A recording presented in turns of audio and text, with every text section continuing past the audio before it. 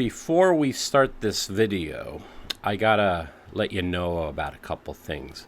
This was a conversation that my buddies Steven and Sean and I had back in like December, I think, of last year. And it was the first talks that we had about the fourth wave of Tiki. You know, what is the fourth wave of Tiki? What's it gonna be? Are we in it? And we had a really, really great conversation. And the talk was like almost like 45 minutes long. But unfortunately, for some reason, my camera kind of conked out at 20 minutes. And for some reason, there's this weird thing with the camera where it keeps on trying to autofocus. So when you watch this video, I just want you to know that if you see the focusing kind of going weird, you know, there's not much I could have done to. I couldn't fix that in editing, and the conversation was longer than what you're going to see. So if it just seems to cut off, that's the reason why.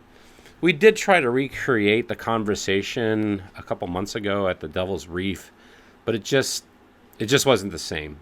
So, but I really feel that this was a really good and a really important conversation. So hopefully you'll enjoy it. So without further ado, here's the first talk on the fourth wave of Tiki.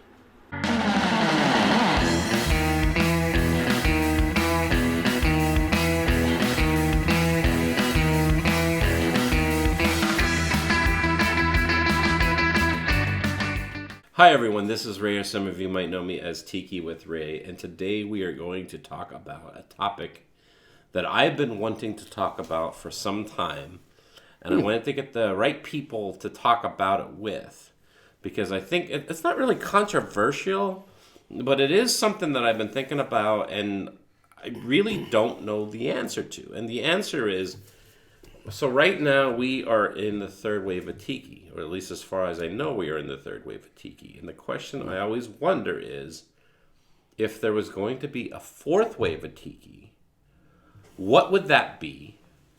And how would that look like? Or are we in the fourth wave of Tiki now? I don't know. And then you and I were talking off camera a little while ago, and you were talking about, what was it called? Peak Tiki? Well, my concern is, are we at peak wave, whatever, you define it as wave 3, but are we at the peak? And what do you mean by that? Well, are we at a place where everybody and their brother, sister, cousin are having commercial tiki bars, putting home tiki bars aside, commercial tiki bars, and will it be played out? Will it be seen as a fad? Will it decrease? Or will it lose its quality? In the sense of we're at the golden times and like the 70s and the first wave where it petered out, whether from bad drinks or just a loss of interest by non-tiki files or whatever. So, can I ask a question regarding that? Has there been any tiki bars that have started up during the second or third wave that we've seen shut down because of a lack of interest in tiki? Oh, well, I mean, there's been a lot of tiki bars that have opened and shut down. There have been, but why? I mean, yeah, that would be the question. But I mean, okay, yeah. The answer is yes, of course. I mean, like, you want to talk about it. I mean, I think of like Taboo Cove. That was a Bosco build out, and I think it opened up in like the early 2000s, and it was great as a build out it could be. It was in Vegas, and then it only lasted for couple years. I mean, there was the Trader Vic's that was in Bellevue. Yeah. Trader Vic's, and it lasted literally 2 years. But there are those that have come and gone, but not necessarily from lack of interest. So Tiki Cat, which is more of there were other issues going on. It wasn't popularity or its quality, both of which were off the charts. I don't think. So it's hard to judge what is come and gone. My concern, again, being is, are we at a peak where there's so many that we have so much that people then lose interest in it later on? Is it a fad? Is it coming and going? But I think the more interesting question that you had posed, Ray, is let's assume whether or not it's coming or going, is it going to stick around, and if so, in what form? And so kind of what I was posing was, if tiki bars per se are played out, whatever that means. Yeah. I still think they're going to be around because of there's such a love among older and younger people of immersive bars. Mm-hmm. And they may evolve away from tiki because some people have concerns about cultural appropriation on one hand, or some people have concerns on the opposite, that what is pure tiki and not pure tiki on the other. But I think they may survive, but it may be immersive bars that are next generation or one above. We were talking about Last Rites in San Francisco, which isn't a tiki bar, but it's an immersive bar that I love. Mm-hmm. Great drinks too. Or is it Mothership in San Diego and sci-fi and taking from the Disney Star Wars enterprise? And or you were at Chopper, which isn't really tiki, but the kind of quasi tiki. So it's kind of a weird position, right? Like, because Chopper in Nashville is as close as I had seen to a pure tiki bar, but they definitely have their own take on what tiki is. Their tikis are going to be more robotic in nature. But is that really a tiki? And hence my question is, what's the future? What's the way? Either Wave 4 or Wave 3.5, or are we in a good spot? And what we see is what we get, and there'll be a lot more tiki bars opening in the next 10 years, and momentum is going to go strong for the indefinite future. I don't know the answer to that, but that was kind of the questions we were posing. Yeah, well, I think, let's just start this whole thing off. Literally up until before we talked today, off camera, in my opinion, I honestly thought the fourth wave of tiki was going to be a shift in focus to homes, to people making people, because it was happening during COVID. I thought COVID was going to change everything permanently. I thought COVID was going to kill a lot of bars. I thought, there's no one that's going to, after COVID, who's going to want to open up a tiki bar? Who's going to make that risk? So I honestly thought tiki was essentially going to go not underground, but into people's homes. Because I was seeing it. I was starting to see people, they were learning how to make cocktails. A lot of people's cocktail games were amped up because they were watching videos on YouTube. They were buying books. There's several people I knew that they had a lot of free time during COVID. So what they did, they built a home tiki bar. I mean, that's the Ringleys. Chris was a pilot, and he was grounded. All right, well, I guess I'll build a home tiki bar, and then he did. And I honestly thought, if the fourth wave was going to be a wave, it was going to be a focus in the home. And then we're at where we're at now, and I was pleasantly surprised that new tiki bars were opening up, and not like for example, down in Vancouver, Washington, not one but two tiki bars are opening up. Right. And you're like, and good. As for what I've seen, they look great. You and I were at Dead Men's Isle out in Astoria. That opened up a couple months ago. So, you're talking about Mothership. New tiki bars. Although classic Tiki Toms. We got to give them a shout out. You and I both I couldn't believe that. With them. Yeah, Tiki Toms. Wilfred's Lounge, Dr. Funk. It blew my mind that, wow, new tiki bars are opening up, and great tiki bars. So I think I'm wrong. I think I'm wrong on what I thought the fourth wave was going to be. Well, I think the challenge is, because home tiki bars, let's talk about that a little bit, is unless you have a large friend group or honor group that are going to be coming out to see you, and you have the money to be able to keep stocking your home tiki bar, your connections with other people, which I think has always been my impression of tiki, is more than the immersiveness. It's the people around you that are enjoying it with you. Mm-hmm. It can get really expensive, so you're always going to want to have this place you can go to where you spend $14 for a drink instead of $80 for a bottle that you're then sharing with all your friends. You definitely invite people over. I'm sitting in an amazing tiki bar right now. So which way does that cut? Toward the home tiki or the commercial tiki? Which way are you I think the people who are making the home tiki bars are still going to commercial tiki bars, because sometimes it's a lot easier to meet up and let other people make the drinks, to spend less individually than you might have if you're hosting everyone else. Even if you have everyone bring a bottle, you're going to spend a lot of money for that night. And you get the reef back open, the Devil's Reef back open, and everyone's going to start saying, well, let's get back out there and see each other and let Jason and his crew make us drinks here in Tacoma. And that means we're going to spend time talking with each other. And then maybe they're going to come back and see my tiki bar. But we're going to have that initial, we need that initial before place. COVID, among the tiki cognoscente, among the tiki group, those of us watching this video for the most part and us, there was a cycle, a virtuous cycle. And I'm only speaking from an anecdote from my experience, was I was building a home bar. I wanted it mid-century modern. I had all the elements of tiki. I met Ray. I went to TikiCon, decided to make it more what we would call tiki, although it's an influence of modern, Pan-Pacific, whatever. And then that got me into the circle of people I invited in the Pacific Northwest, which then got me invited to other people, which got me into the Tiki Bar, which before COVID, I was at Devil's Reef every week, and I met those. So you see what I'm saying? Yeah. It's sort of a cycle so whichever came first, my bar or my getting into the Tiki community, one built upon another.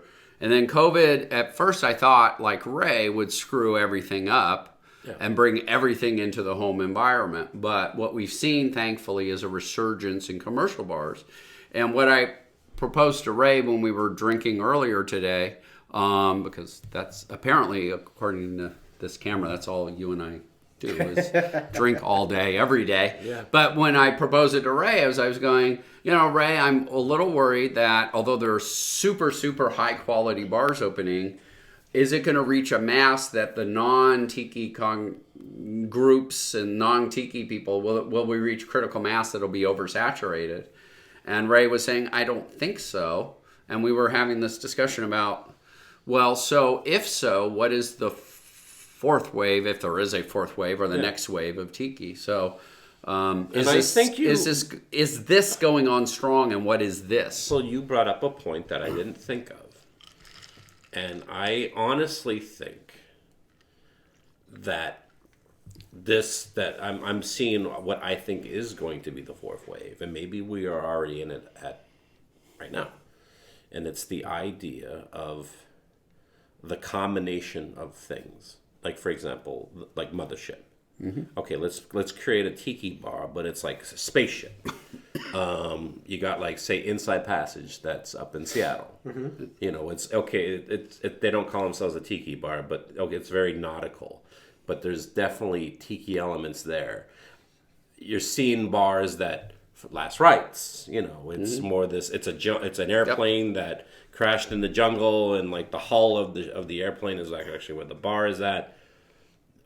I'm starting to see more and more bars that are combining different elements together. Like you're at Tiki Tatsuya down in Austin, Texas, where it's like there's this very Asian Japanese, very influence with it. It's so I think maybe you probably answered it by, well, I don't know if it's the fourth wave, but it's definitely the evolution of where Tiki is going, where I think you're going to see a lot more of people combining things together. Yeah, and I think that Tiki was the vanguard, or one of the vanguards, along with Disney, frankly, of an immersive environment because, and I could be wrong, but because I'm sort of thinking these things out loud, but if you think about an immersive environment from people, say, in their 20s or even younger, up to people in their 60s, the idea of being in a darkened room with a theme, with a story, or with cool art, I think that appeals to cross-generational, the X's, the boomers, the Y's, the Z's, the gobbledygooks. It kind of... the gobbledygook generation will actually be born in 2030. Okay, thank you. So Sorry. we've just coined the phrase for a coming generation. Thanks.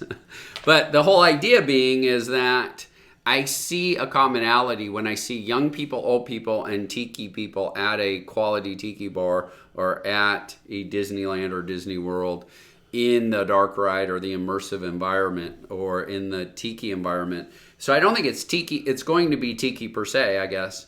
it's going to be an immersive environment that's going to draw people together. You know what? It kind of reminds me, Stephen, of the conversation that we had with Eric.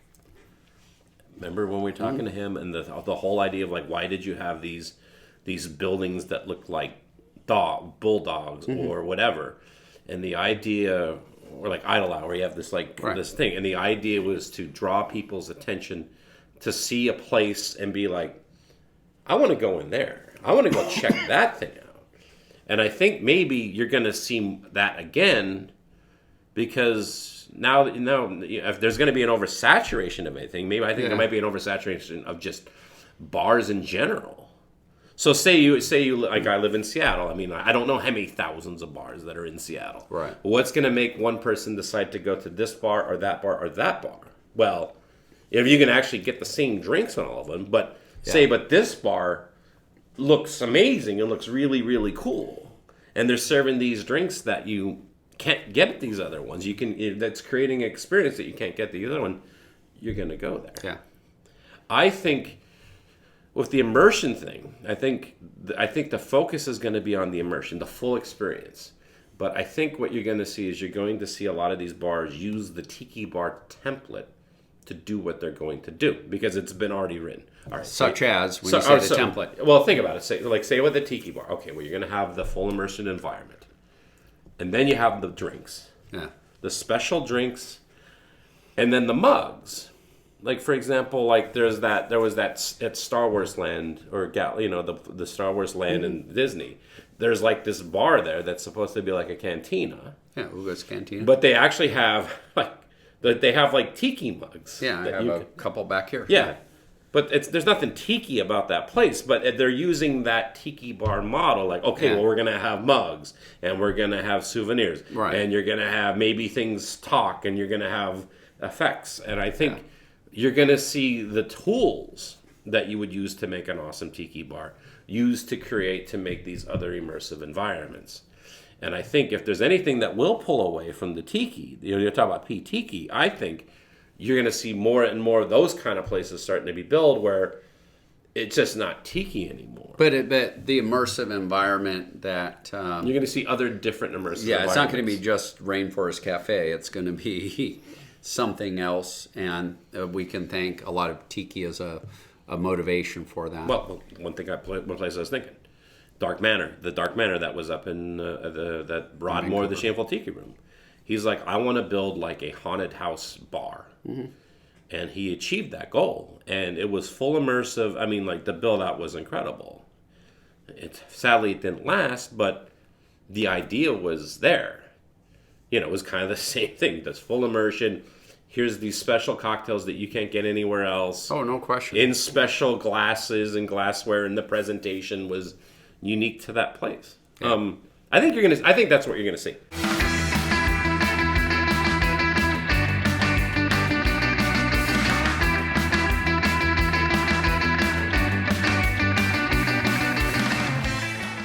Want to support the Tiki with Ray show and look cool doing it at the same time? Then head over to tikiwithray.com and buy yourself a Tiki with Ray shirt. They're only $20. Tony Canepa did the design, and they're screen printed in America.